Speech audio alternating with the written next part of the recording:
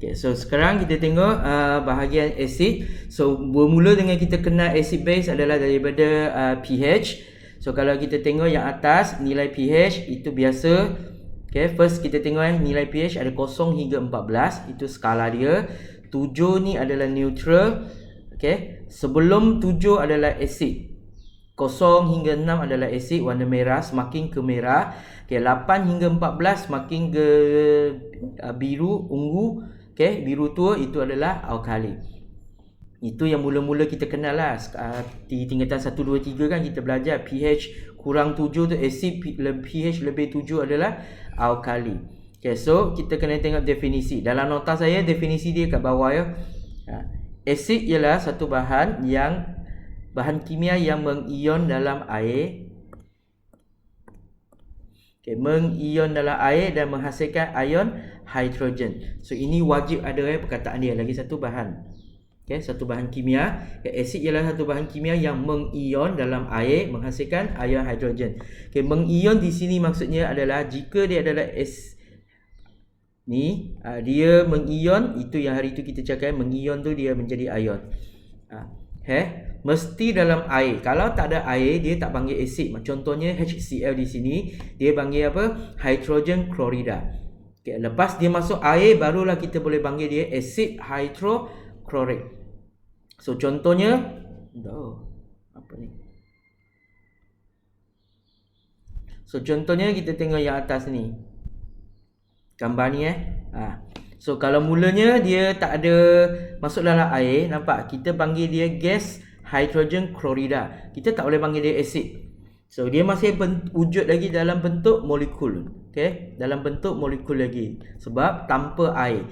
Kalau masuk air saja barulah dia ada ion hidrogen, barulah kita boleh panggil dia asid hydrochloric. So sebelum masuk air kita tak boleh panggil dia asid. Okay, kita hanya boleh panggil dia gas hydrogen chlorida atau pepejah hydrogen chlorida, HCl. Formula masih sama tapi nama dia memang lain sebab satu sudah masuk air, satu belum air. So dalam bab ini air tu sangat penting. Okay, sentiasa kena ingat asid atau alkali sebelum masuk air dia bukan asid, bukan alkali. Okay, ni berbeza dengan benda yang awak belajar sebelum ni. Sebab kita sini rujuk kepada air. Tanpa air dia tak jadi. Lepas dia masuk air, dia dah ada ion hidrogen, ion chlorida. Barulah kita panggil dia sebagai acid hydrochloric. Dan proses ni kita panggil dia pengionan. Perkataan kata kerja dia adalah mengion.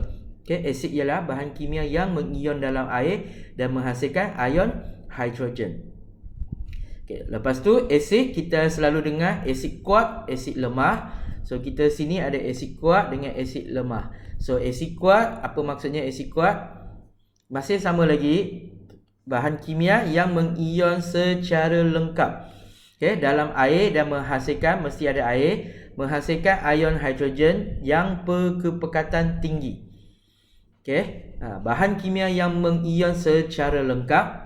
Okay, mengion secara lengkap tu maksudnya hampir 100% dia mengion. Okay, dan menghasilkan ion hidrogen. Dan kepekatan ion hidrogen tu sangat tinggi. Contoh asid kuat adalah asid hidrochloric, asid nitrik dengan asid sulfuric. Tiga-tiga asid yang biasa kita guna dalam makmal semua adalah asid kuat. Termasuk juga asid gastrik yang dalam perut awak tu, itu pun asid sulfuric sebenarnya. So asid kuat juga. So asid hidrochloric, asid nitrik, asid sulfuric. Soalan selalu tanya apakah maksud asid kuat, atau penerangan jawapan kita mesti menggunakan definisi asid kuat, asid lemah. Memang wajib hafal. Okay? Berbeza dengan yang asid biasa adalah mengion dalam air menghasilkan ion hidrogen. Dia tak ada lengkap, dia tak ada kepekatan tinggi. Tapi asid kuat, bahan kimia yang mengion secara lengkap dalam air dan menghasilkan ion hidrogen yang berkepekatan tinggi. Tu yang saya kata bab ini adalah banyak perkataan. So awak kena hafal, lepas tu tulis. Okay, so contoh yang inilah, kita kalau kata secara lengkap kita guna anak panah yang biasa. Okay, yang kita guna anak panah biasa, HCl. Aqueous tu maksudnya dah campur air. Okay, lepas tu yang ini. Okay, yang kedua asid lemah. Lemah, LEMAH. Sebab tiap-tiap tahun ada orang pergi tulis asid lemak. Asid lemak tu asid lain ini asid lemah, yang lemah. So bahan kimia yang mengion separa lengkap. Okey, ini separa Separa lengkap, itu separuh lengkap dalam air. Okey, menghasilkan ion hidrogen yang berkepekatan rendah. Contohnya yang ini. Nama dia adalah asid etanoid. Okey, selain daripada asid etanoid, keluarga-keluarga dia, bunyi-bunyi dia semua adalah asid lemah. Contohnya asid metanoid, asid propanoid, asid butanoid. Itu nama-nama dia hampir sama semua ada noid tu, semua adalah asid lemah. Termasuk juga ada lagi satu asid nak tulis mana ni. Okey, asid fosforus, okey, sebagai asid lemah juga. Dan anak panah yang kita tengok anak panah dia kita akan guna yang pergi balik, separuh pergi separuh balik. Itu yang dimasukkan separa lengkap. Maksud di sini adalah dia punya molekul bermula daripada molekul, ini adalah molekul. Dia jadi ion. Dalam keadaan tersebut, molekul tu boleh tukar jadi ion dan ada ion juga akan gabung balik menjadi molekul. So dia sentiasa bergerak. Itu yang dinamakan asid lemah.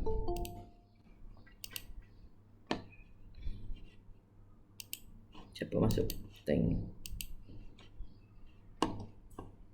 1, 2, 3, 4, 5, 6, 7, 8, 9, 10, 11, 12, 13.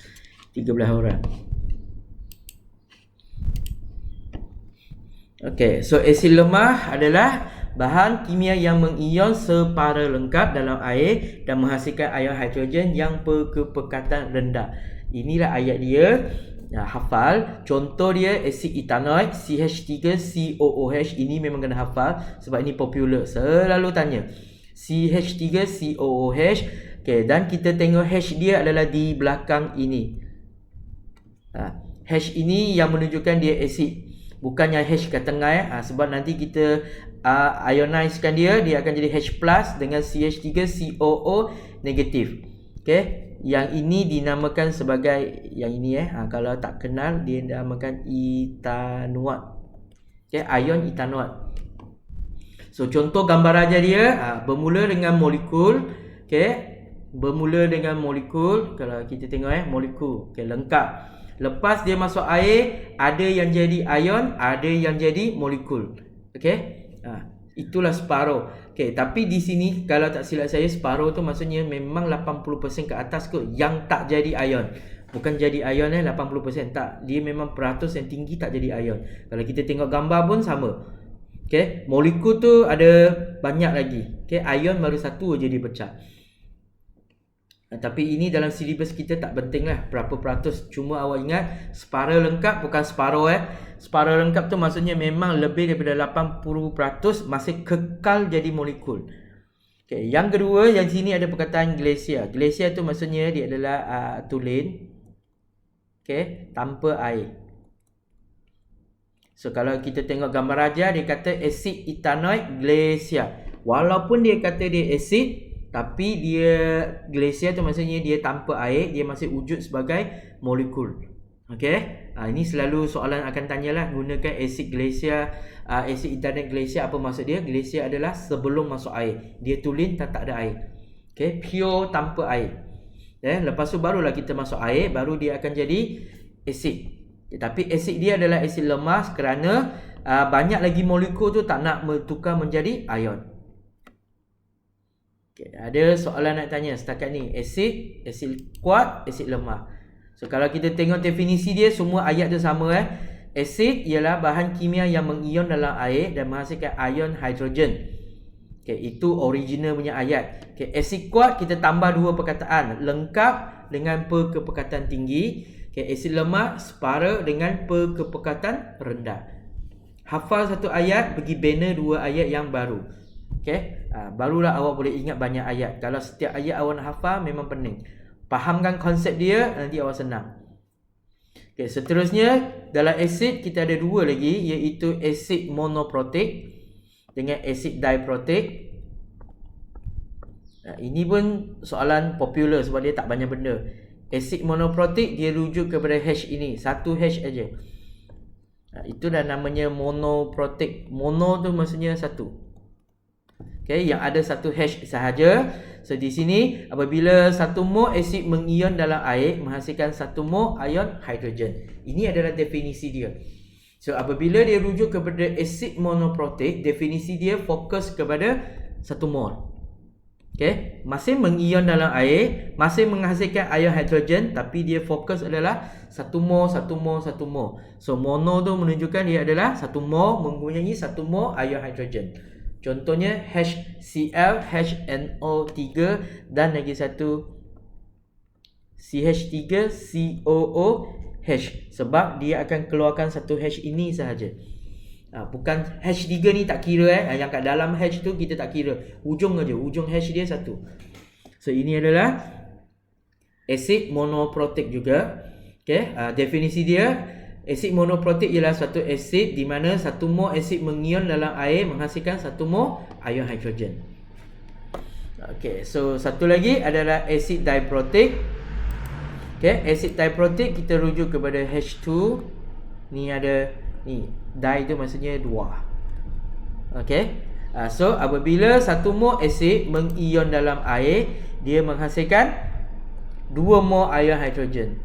Okay, 1 mol asid mengion dalam air menghasilkan 2 mol ion hidrogen. Contohnya H2SO4. So apabila dia masuk dalam air, so kalau dia pecah jadi ion, okay, 2 mol. So sini adalah asid diprotik. Okay, yang ada lagi satu buku teks, ada lagi satu asid triprotik, iaitu asid fosforus. H3PO4 ini adalah triprotik. Okay, sebab dia ada 3. Tri tu maksudnya 3. So mono tu 1, di tu 2, tri tu 3. Okay, monodi tu pun awak dah jumpa di sebelum ni. Karbon monoksida, karbon dioksida. Betul. Inilah dia, mono dengan di ni maksudnya 1 dengan 2. Okay, so ini lengkap untuk asid. Contoh-contoh asid. Okay, kita tengok air tu neutral. Kita tarik pH 7 dulu. Air tu neutral. Susu yang kita minum, susu dia masam sikit. Okay, asid tu memang masam so dia pH 6. So kalau siapa ada gastrik, dia tidak menggalakkan minum susu kan. Kopi 5, asid juga kopi. Okay, that's why gastrik, semua orang-orang gastrik ni jangan makan benda-benda ni Okay, tomato 4, cuka 3. So cuka tu memang sangat masam. Okay, lemon. Okay, lemon dia adalah bahan makanan. So dia pelik sikit. Di luar kalau kita test, dia adalah asid kuat. 2 kan. 1, 2, 3 ni kuat. Sini kuat. Okay, 4, 5, 6 ni dikira lemah. Okay, tapi kalau kita masuk dalam badan, dia akan tukar jadi bahan lain. Okay, yang baik pula. So lemon dia special case. Okay, jus gastrik yang dalam perut awak. Okay, dalam perut kita manusia semua adalah asid kuat. Nampak pH dia 1. Sebab tulang yang awak makan telan pun dia boleh kakiskan. Okay, yang terakhir adalah bateri. Bateri memang kau-kau lah dia punya asid tu. That's why apabila asid bateri yang kita tak guna, okay, keluarkan daripada tempat dia. Contohnya remove control, apa lagi, jam. Kalau dia sudah habis, awak akan tengok dia akan keluarkan cecair. Lepas tu dia akan karatkan semua. Bateri tu buang dalam tong sampah. Jangan buang dalam tanah. Nanti dia akan mencemarkan tanah tersebut menjadi asid. Okay, so untuk asid, ada soalan nak tanya?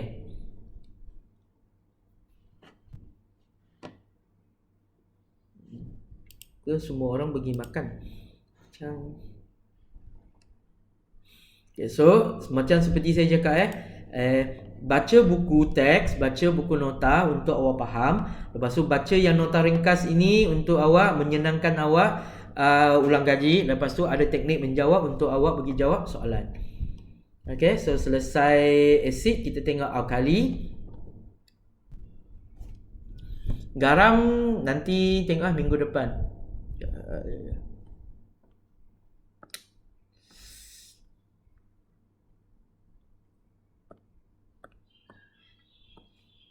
Okey, alkali bahan kimia yang mengion dalam air dan menghasilkan ion hidroksida. Okey, so ion hidroksida ini untuk alkali. Definisi dia sama je dengan asid kan. Asid adalah ion hidrogen. Okey, alkali adalah ion hidroksida. Okey, kenapa saya guna warna biru?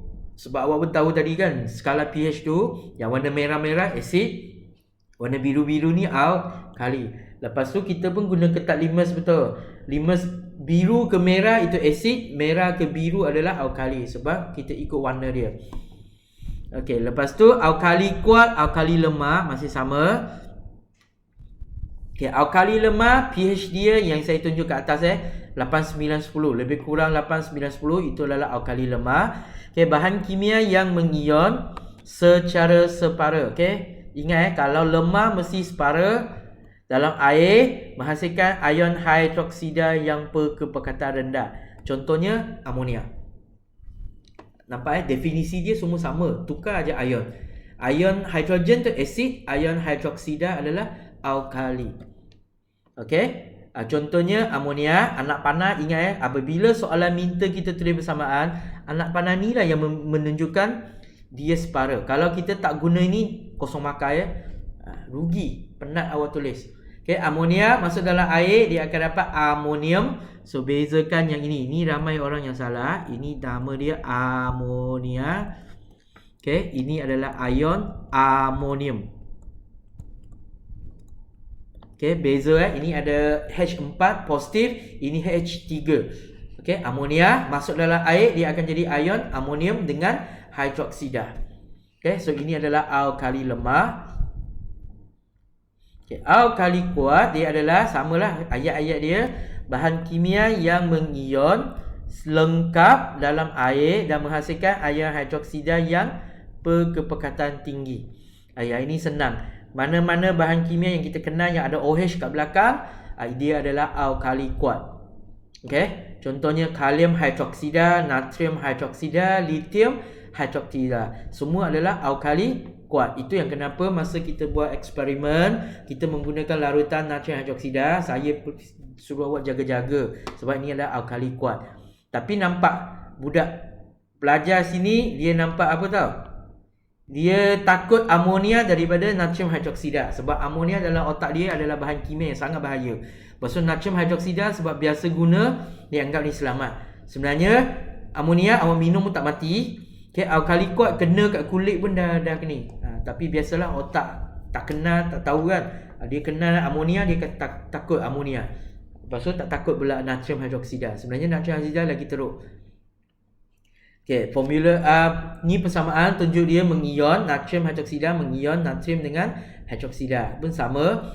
Okay, kita mula gunakan pepejal. Okay, ini dia tak macam asid dia masih bagi natrium hidroksida. So kita guna pepejal natrium hidroksida, masuk dalam air dia jadi larutan natrium hidroksida. So ada ion. So maka ini adalah alkali kuat, pengionan lengkap. Okay, untuk alkali kita tak ada mono, tak ada di. Okay, untuk asid sahaja. Okay, so dah selesai alkali. Alkali sangat senang. Contoh dia darah. Okay, darah semua orang patutnya alkali. Tapi kemungkinan dia berasid jika badan dia berlebih asid. Kalau dah memang tukar jadi asid, memang satu badan dia akan rosak lah. Memang ada banyak penyakit berlaku. Itu yang orang-orang tua cakap jangan makan banyak daging, daging berasid kan. Ada lagi orang tua cakap badan kalau berasid boleh menghasilkan beranak lelaki. Kalau badan awak alkali dia boleh menghasilkan beranak perempuan. Orang tua ada banyak betul.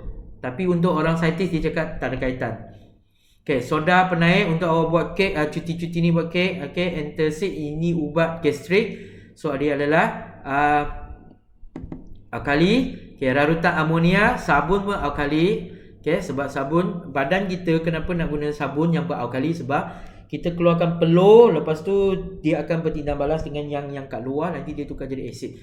Okay, atau kita sendiri mengeluarkan asid yang bahaya daripada badan di permukaan, itu yang jadi melekit-lekit ke badan awak, itu yang kita guna sabun. Okay, peluntur, lepas tu pencuci pipe kumbahan. Ini yang kuat sangat lah. Okay, kenapa kita kena tahu yang ini? Sebab inilah orang kata soalan kebat. Selalu tanya, apa aplikasi dalam kehidupan harian? Okay, asid alkali kan? Jawab je lah. Tapi jawab menggunakan ayat yang lengkap. Contohnya sabun. Kita guna sabun kerana sabun bersifat alkali. Okey, lepas sisa pada kulit kita bersifat asid, maka sabun ni boleh menanggalkan yang tu. Okey, antacid bersifat alkali kerana gastrik kepekatan asid dia tinggi, maka dia perlu meneutralkan dia. Okey, menggunakan ayat lengkap jangan bagi satu perkataan saja sabun. Bagi ubat gastrik, nanti tak ada markah. Okey. Ada nak tanya?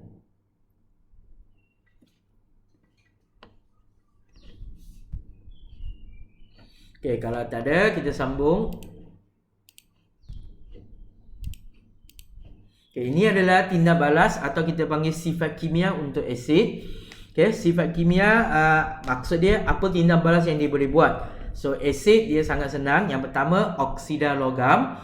Okey, oksida logam kita tengok yang ada oksigen, magnesium oksida, kuprum oksida. So kita masukkan dengan asid, kita akan menghasilkan air. So untuk bab ini, untuk senang awak ingat ni saja. Ada H, ada O, mesti H2O. Ini ada H, ada O belakang, mesti H2O. Yang selebihnya dia gabung. Okey. Yang selalu silap yang ni lah, MgCl2. Ini yang selalu orang tak buat. Okay, tak ingat Cl2. Okay, so asid sulfuric dengan kuprum oksida, kuprum 2 sulfat dengan air. Okay, so kita ingat cara nak buat. Apabila ada asid, ada hidrogen, oksida logam ada oksigen, so dia bertindak balas mesti ada air. Ada gas tak? Tak ada, dah habis dah. Ini air. So apabila dia gabung, inilah tindak balas dia. So apabila kita buat eksperimen pun sama, dia tak akan ada gelembung udara. Sebab dia tak menghasilkan gas. Okay, dia tak menghasilkan gas. Dia cuma menghasilkan garam dengan air. Dan garam ini semua tak ada warna kecuali kuprum 2 sulfat warna biru. So lepas kita campur, kita dapatlah. Nak dapatkan garam, kenapa kita kena tidih? Sebab nak hilangkan air tersebut. Kita nak garam saja. So akhirnya dapat garam. Okay, lepas kita campur, kita memang akan dapat garam. Tapi sebab dia larut dalam air, masih lagi air garam. So kita panaskan, tidihkan dia supaya air itu disejat. Akhirnya tinggal garam yang kita nak. Okay, so inilah prosedur dia. Satu sifat kimia, satu eksperimen dianggap satu eksperimen. Cara nak buat, tengok je lah. Masukkan serbuk, masukkan asid, lepas tu turaskan, lepas tu tidihkan dan dapat garam. Okay, tapi di sini lebih penting kepada teori di sini adalah persamaan kimia. Okay, asid masukkan dengan oksida logam, menghasilkan garam, magnesium klorida, zinc klorida, apa lagi aluminium klorida, apa-apa dan air. So yang pertama, dia boleh bertindak balas dengan oksida logam. Okay, itu aja yang kita ingat. Cara-cara tak apa, nanti kita tengok persamaan, kita boleh buat sendiri. Okay, tengok persamaan, boleh buat eksperimen. Jangan pergi hafal eksperimen, nanti pening kepala awak. Okay, yang kedua, dia boleh tindak balas dengan karbonat. Karbonat adalah CO3. Okay, so sekarang kita tengok. Kalau ada H, ada O, kan saya kata mesti ada H2O. Nampak Ada H, ada O, mesti ada H2O. Selebihnya CO2. Okay, selebihnya adalah CO2. So ada H, ada CO3, ada O juga. So ini adalah H2O, wajib ada. Lepas tu CO3 menghasilkan gas karbon dioksida dan garam. So kita tengok persamaan, kita kena fahamkan apa yang kita buat. Asid, kita masukkan asid, kita dengan garam, karbonat. So dia akan menghasilkan balik garam, okay, menghasilkan air, menghasilkan karbon dioksida. Okay, karbon dioksida. Oleh itu kita akan uji karbon dioksida menggunakan air kapur. Itu biasa. Dan tindak balas ni juga akan mengeluarkan gelembung udara dalam ni. Sebab dia ada gas. So kita tengok asid masukkan dengan garam karbonat. dia akan ada garam, ada air, ada gas. So last kali kalau kita nak dapat garam, sama kita akan tidurkan larutan tersebut supaya air ni hilang, dapat balik garam. Gas tu memang terbebas lah, tak payah tengok dah. Okay. Yang ketiga, asid boleh bertindak balas dengan logam. So kalau kita tengok persamaan asid, apa-apa asid, lepas tu logam. Logam ni tak ada oksigen, tak ada karbonat, betul. Apa-apa pun tak ada, maka akhirnya hidrogen dengan hidrogen saja. H2. Wajib H2. Sebab ramai orang yang tulis H saja, sebab depan ni H. Itu yang jadi dia salah. Ingat H molekul, mesti H2. Kita tengok nama bahan kimia, kita sudah boleh buat persamaan. Asid HNO3 ke HCl, logam, tak ada oksigen, tak ada karbonat, maka itu saja yang kita dapat, garam dengan hidrogen. Okay, tak ada H2O, tak ada CO2 kerana tak ada oksigen, tak ada karbon dioksida. Okay, dan kita buat pun sama, kita kena tidurkan. Kenapa ada air? Sebab ingat balik kita punya definisi, asid mengion dalam air. So dia nak jadi asid, original dia dah campur air lah. So kita akhirnya kena hilangkan air tersebut untuk dapatkan garam. Okay, yang keempat, asid boleh campur alkali sendiri menghasilkan garam dengan air. Ini lagi senang lah. Asid adalah H, alkali adalah OH. Ini ada H, ini ada OH. So menghasilkan H2O, garam dan air. Dan tindak balas ni popular lah. 2019 baru keluar. Okay, soalan ni 2019, SPM 2019 baru keluar. So 2020 dia tak tanya yang ini, dia tanya lain. Nanti 2021 awak boleh jangka lah mana satu yang dia akan keluar. Okay. So apa yang kita buat ni menggunakan penitratan. Nanti kita akan tengok dia punya tindak balas penitratan. Okay, untuk ni dah garam amonium. Okay, ini untuk alkali. Okay, alkali boleh bertindak balas dengan amonium. So ingat alkali adalah OH. Amonium yang ini. So dia akan menghasilkan amonia. Ini yang beza. Lepas tu ada H2O. Sebab H4. Amonia NH3. So ada lagi satu H untuk bergabung jadi air. So untuk senang kita ingat, apabila garam amonium bertindak dengan alkali, dia boleh menghasilkan gas amonia, okay, dengan air. Nak tahu dia gas amonia, kita akan guna kertas limas merah lembap. So nanti dia akan tukar jadi biru sebab dia adalah alkali kan. So dia akan tukar jadi biru. Okay, ini untuk alkali. Tindak balas yang pertama untuk alkali. Okay, tindak balas pertama asid alkali, benda yang sama kita tak nak cakap. Ini yang kedua, amonium dengan alkali. Okay, yang ketiga adalah logam dengan alkali. So apabila logam dengan alkali, kita tengok ini ada OH, ini adalah logam. So dia akan jadi hidroksida.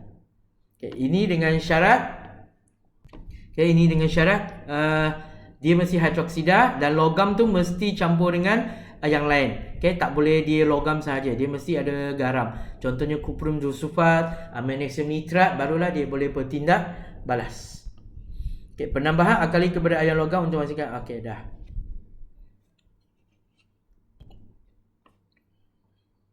Okay, habis untuk hari ini.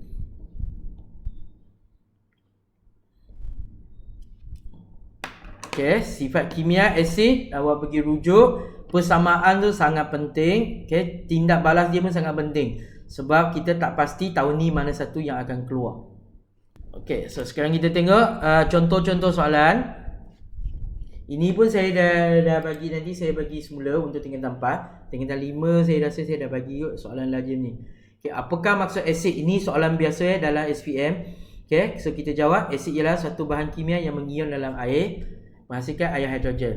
Okay, apakah maksud asid kuat? Nyatakan satu contoh asid kuat. So sini 2 markah. Asid kuat ialah satu bahan kimia yang mengion secara lengkap dalam air dan menghasilkan ion hidrogen yang berkepekatan tinggi. Okey, contohnya asid hidroklorik, asid sulfrik, asid nitrik.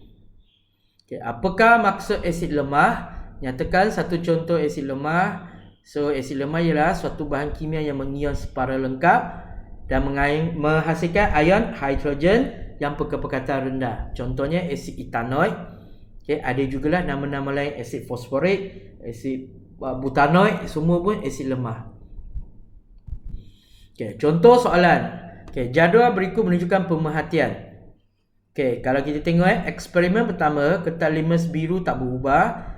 Eksperimen kedua, biru bertukar menjadi warna merah. Okey, yang ketiga adalah tidak berubah. Okey, so terangkan perbezaan pemerhatian. So kalau kita tengok tidak berubah. So ni dalam bab asid. Apabila dia kata berubah, maksudnya dia ada bertindak balas. Okey, kalau dia bertindak balas mesti ada air. Okey, kita tengok gambar raja pun nampak ada air, distill water, air. Kalau tak ada air dia tak boleh buat. So bagaimana kita nak terangkan 6 markah? So kita jawab eksperimen 1 dan 3 tiada air. Asid etanoik glacier wujud sebagai molekul. Okay, asid etanoik glacier tidak dapat mengion dalam air dan tidak menghasilkan ion hidrogen. Tanpa kehadiran ion hidrogen, okay, wajib ayat macam ni. Asid etanoik glacier tidak dapat menunjukkan sifat keasidannya. Kalau awak nak tambah, boleh tambah tiada tindak balas berlaku. Sebab awak tak tahu skema mana yang betul, mana yang salah, boleh buat je ayat semua ni. Okey, lepas tu ini baru kita terangkan yang tiada tindak balas. Okey, kita perlu terangkan ada yang tindak balas. Eksperimen 3 ada air. Eksperimen 3, eksperimen 2, Eksperimen 2 ada air. Asid etanoik glacier dapat mengion dalam air dan menghasilkan ion hidrogen. Dengan kehadiran ion hidrogen, asid etanoik dalam eksperimen 2 dapat menunjukkan sifat keasidannya, maka tindak balas berlaku.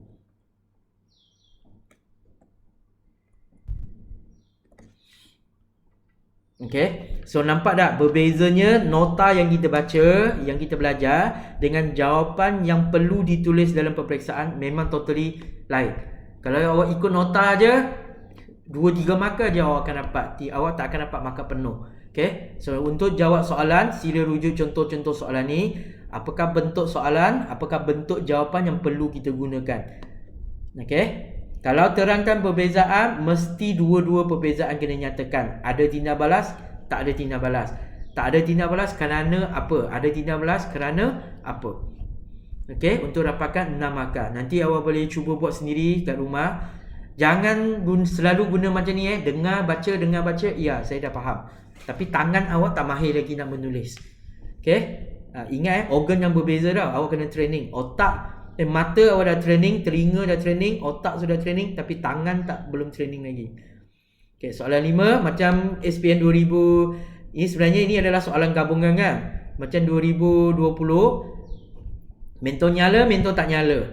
So bagaimana kita nak jawab? Okay, asid hidroklorik glacier wujud sebagai molekul. So nampak perkataan molekul lagi. Asid hidroklorik glacier tidak dapat mengion dalam air dan tidak menghasilkan ion hidrogen.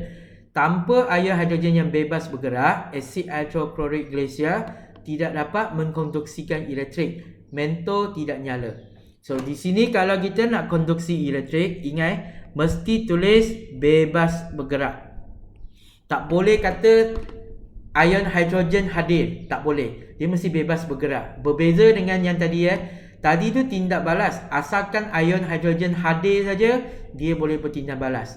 Okay? Tapi kalau untuk konduksi elektrik, dia mesti ada perkataan bebas bergerak. Nampak itulah teknik menjawab berbeza. Bentuk soalan ubah sikit, perkataan pun kena ubah sikit. Okay, yang seterusnya kita cakap asid hidroklorik dapat mengion dalam air, menghasilkan ion hidrogen. Dengan kehadiran ion hidrogen yang bebas bergerak, asid hidroklorik dapat mengkonduksikan elektrik, maka mentol nyala. Di sini kita tak cakap tindak balas berlaku, tak berlaku sebab kita kata mentol nyala, tak nyala. Boleh dia tak akan tanya lagi lah sebab 2020 baru keluar kan. Kita jangka 2021 tak keluar lah soalan ni, dia akan keluar yang lain. Tapi kita tengok lah, mana tahu kan, mana tahu dia keluar. Okay, soalan ni pun sama. Kita tengok gambar rajah.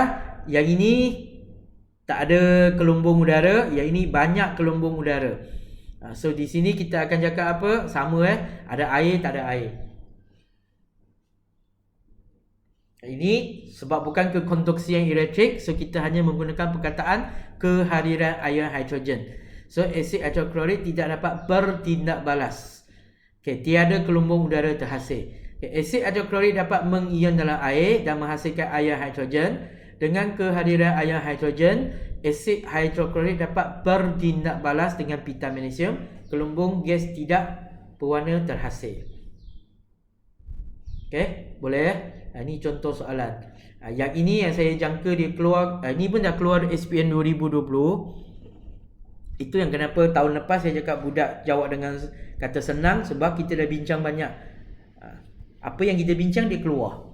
So tahun ni nanti kita tunggu percubaan, lepas kita buat analisis, kita boleh jangka 2021 akan keluar apa. So 2022 pun dah boleh lah, 2021 dah jangka, 2022 pun dah boleh analisis apa yang akan keluar. Okay, so sini kita ada dua jenis asid, kepekatan yang sama tapi nilai pH dia berbeza. So bagaimana kita nak terangkan? Okay, kita akan cakap asid hidroklorid merupakan asid monoprotik. So di sini sebab kita nampak dia adalah monoprotik dengan diprotik. Dia bukan asid kuat, asid lemah. Kalau dia ada CH3, COOH, ini adalah asid lemah. Nanti kita penerangan kita mesti menggunakan asid lemah, asid kuat. Tapi ini adalah monoprotik, diprotik. Okay. So apabila 1 mol hidroklorid, asid hidroklorid mengion dalam air, menghasilkan 1 mol ion hidrogen. Apabila 1 mol ion sulfuric mengion dalam air, akan menghasilkan 2 mol ion hidrogen. So kepekatan ion hidrogen dalam 1 mol asid sulfuric lebih tinggi daripada 1 mol ni apabila mengion dalam air. Maka semakin tinggi kepekatan ion hidrogen, semakin rendah nilai pH. Jawapan dia jauh daripada nota. Nota hanya cakap apabila asid kuat, dia punya kepekatan ion hidrogen tinggi, nilai pH tu rendah. Kita tengok skala dia kan, pH tu rendah tu asid kuat. Tapi dalam jawapan kita nampak akan jadi panjang dan spesifik. Okay, so sila rujuk contoh-contoh jawapan yang saya bagi menjawab soalan yang berbeza-beza. Okay, yang ini soalan kita tengok ada asid etanoid. So ini adalah asid lemah, ini adalah asid kuat. So apabila asid kuat, asid lemah, so kita akan menggunakan definisi mereka. Okay, asid hidroklorid ialah asid asid nitrik. Okay, asid nitrik merupakan asid kuat, manakala asid etanoid merupakan asid lemah. Asid nitrik mengion secara lengkap dalam air, menghasilkan ion hidrogen yang berkepekatan tinggi. Okay, 1 mol pula mengion secara lengkap dalam 1 mol tak payah ni, menghasilkan ion hidrogen yang berkepekatan rendah. So kepekatan ion hidrogen dalam asid nitrik lebih tinggi daripada asid etanoid, maka semakin tinggi kepekatan, semakin rendah nilai pH.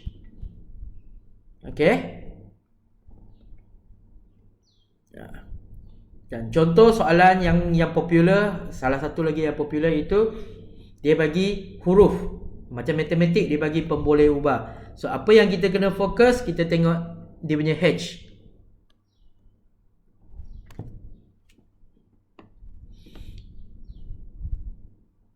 Okey, kita tengok dia punya H. Ini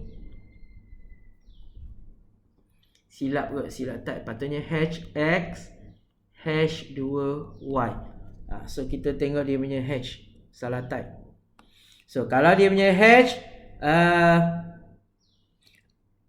ini ada 2. So ini adalah diprotik, ini adalah monoprotik. So kita akan bagi, so dia minta kita cadangkan nama, lepas tu terangkan. Okay, kita bagi nama, lepas tu cadangkan. Okay, masih sama aja. Okay, so bentuk soalan boleh berbeza-beza, tapi cara jawab dia lebih kurang sama. So kalau kita sudah tahu ini adalah mono dengan di, maka kita akan jawab ikut soalan definisi monoprotik dengan diprotik. Kita tengok contoh yang sebelum ni, jawapan yang sama saja. Okey. Sama macam ni, P dengan Q. Lepas tu kita bagi dia asid yang berbeza. So PQ di sini dia tak cakap apa-apa, tapi kita tahu ini adalah asid lemah sebab 6 adalah lemah, ini adalah kuat. Maka bolehlah guna perkataan lemah dengan kuat untuk bagi jawab soalan. Bagi nama, asid lemah adalah asid etanoik, asid kuat adalah asid hidroklorik. Lepas tu jawab adalah seperti biasa. Okey. Ni contoh-contoh lain pun sama Kalau alkali pun sama. Tengok 9, ni berbeza. 9 adalah lemah. Okey, ini adalah alkali kuat. So kalau kita sudah tahu, nanti kita boleh jawab. Okey. Setakat untuk hari ni. Okey.